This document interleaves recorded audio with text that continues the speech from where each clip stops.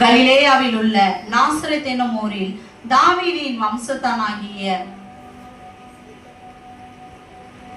யோசேப்பு என்கிற நாமமுள்ள புருஷனுக்கு நியமிக்கப்பட்டிருந்த ஒரு கன்னிகையின் இடத்திற்கு தேவனால் அனுப்பப்பட்டான்.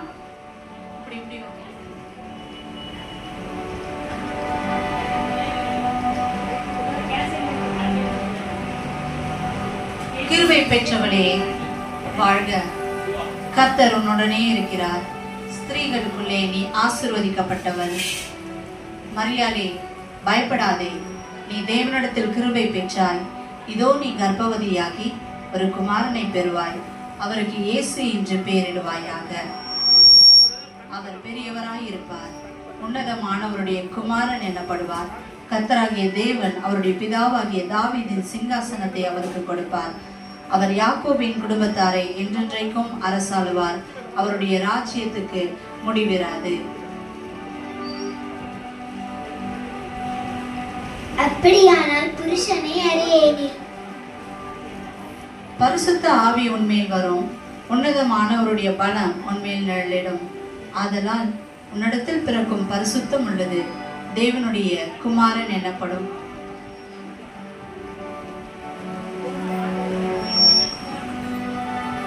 இதோ நான் ஆண்டவருக்கு அடிமை.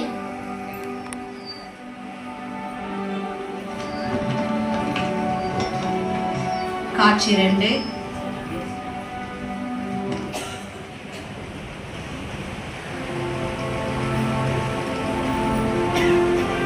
தேவதூதன் அடுத்தபடியாக யோசேப்புடனே பேசும் காட்சியை நாம் பார்ப்போம்.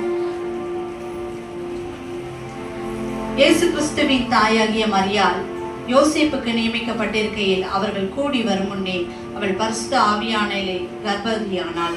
அவள் புருஷனாகிய யோசேப்பு நீதிமானாயிருந்து அவளை அவமானப்படுத்த மனதில்லாமல் ரகசியமாய் அவளை தள்ளிவிட யோசனையாயிருந்தான்.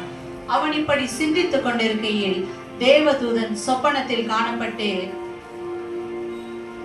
தாவீதின் குமாரனாகிய யோசேப்பே, உன் மனைவியாகிய மரியாளை சேர்த்துக் கொள்ள ஐயப்படாதே. அவளிடத்தில் உற்பத்தியாயிருக்கிறது பரிசுத்த ஆவியினால் உண்டானது. அவள் ஒரு குமாரனை பெறுவாள். அவருக்கு இயேசு என்று பெயரிடுவாயாக. ஏனெனில் அவர் தமது ஜனங்களின் பாவங்களை நீக்கி அவர்களை ரட்சிப்பார்.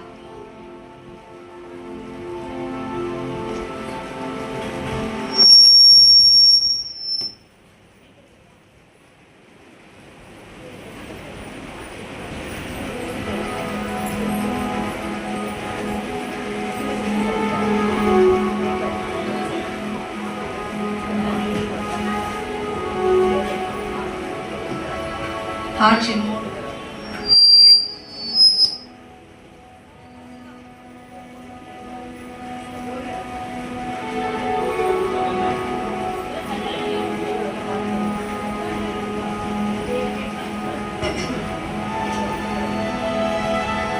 தேவதூதன் மேய்ப்பர்களிடத்திலே அவர்கள் தங்கள் வயல்வெளியில் தங்கி ராத்திரியிலே தங்கள் மந்தையை காத்துக் கொண்டிருந்தார்கள். அவ்வேளையில் கர்த்தருடைய தூதன் அவர்களிடத்தில் வந்து நின்றான். கர்த்தருடைய மகிமை அவர்களை சுற்றிலும் பிரகாசித்தது. தேவதூதன் அவர்களை நோக்கி, பயப்படாதிருங்கள், இதோ எல்லா ஜனத்துக்கும் மிகுந்த சந்தோஷத்தை உண்டாக்கும் நற்செய்தியை உங்களுக்கு அறிவிக்கிறேன்.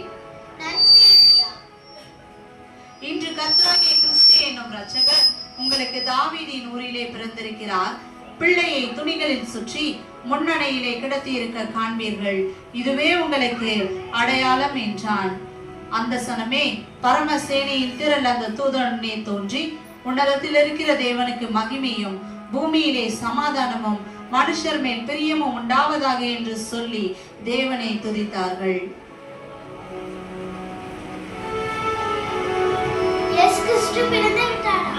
வாருங்க, நம்ம உடனே பெத்லகேமுக்கு போய் இயேசு கிறிஸ்துவை பார்க்கலாம்.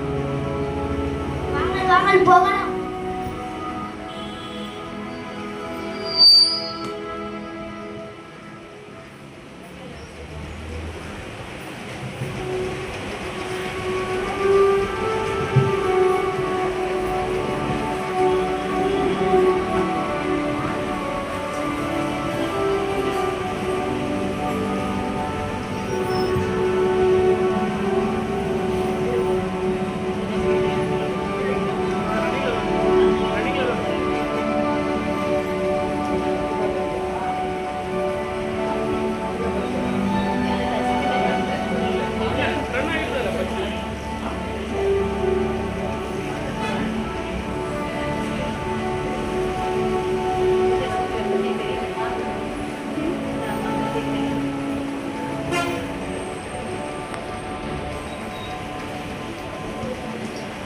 மேய்ப்பர்கள் மூவரும் இயேசு கிறிஸ்து பெத்லகேமிலே பிறந்த செய்தியை கேட்டு இயேசு கிறிஸ்துவை தொழுது கொள்ளும்படியாக அவர்கள் பெத்லகேமுக்கு விரைந்தோடினார்கள்.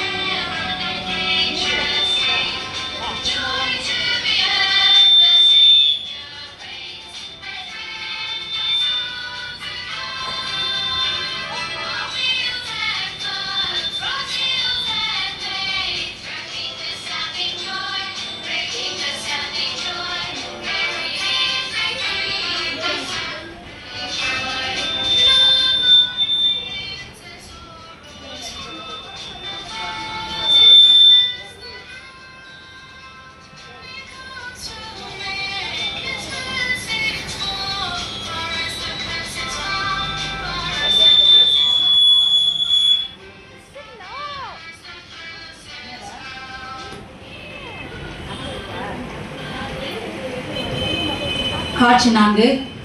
மேய்ப்பர்கள் இயேசு கிறிஸ்துவின் பிறப்பை கண்டு ஆண்டவரை தொழுது கொள்ளும்படியாக பெத்லகேமுக்கு வந்தார்கள்.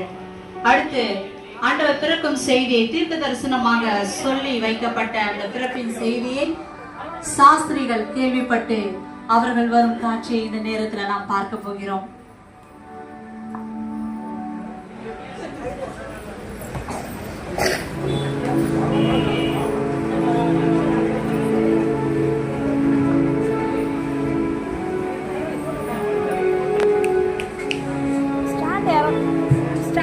இந்த நட்சத்திரம் இயேசு கிறிஸ்துவின் பிறப்பை குறித்த அடையாளமாக சொல்லப்பட்ட நட்சத்திரம் போல இருக்கிறது. வாருங்கள், இதை பின்தொடர்ந்து போலாம்.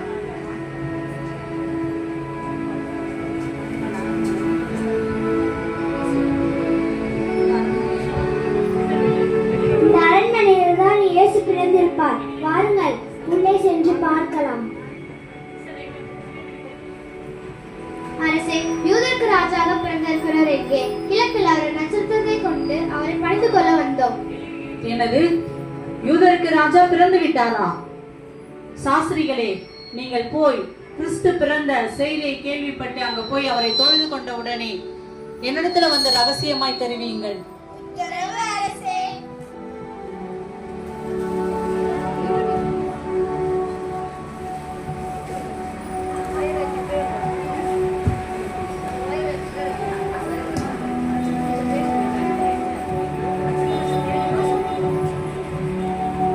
நட்சத்திரத்தை காண்போம். எங்கே?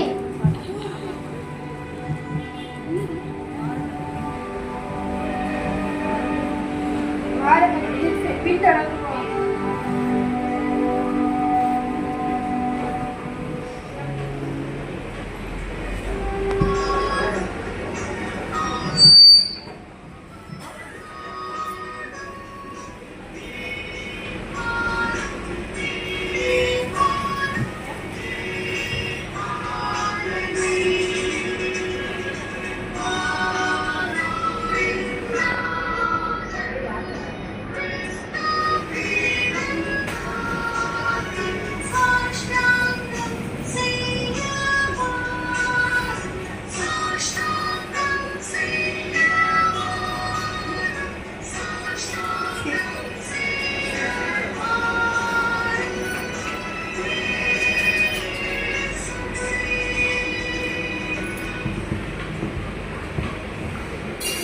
இயேசு கிறிஸ்து பிறந்த செய்தியை கேட்டு மேய்ப்பர்களும் சாஸ்திரிகளும் எப்படி ஓடோடி வந்தார்களோ, அவர் பிறந்தது மாத்திரம் இல்ல, நமக்காக இந்த பூமியில பிறந்த தேவன், அவர் மரித்து 3ஆம் நாள் உயிரோடு எழுந்தவர், ஒரு நாள் நம்மை சந்திக்க அவர் ஆயத்தமாகி கொண்டிருக்கிறார். அவரை சந்திக்க மணவாட்டி சபை நம்ம ஆயத்தமா இருக்கிறோமா? எனவே சபையே, நம்ம ஆண்டவரை ஒரு நாள் பாலகனாய் அல்ல, அவர் நம்மை மீட்கிற ரட்சகராய் அல்ல, நம்மை நியாயந்திருக்கிற நியாயாதிபதியை வரப்போகிறார். அவரை சந்திக்க இந்த நாள்ல நம்ம ஆயத்தப்படுவோம். ஹல்லேலூயா.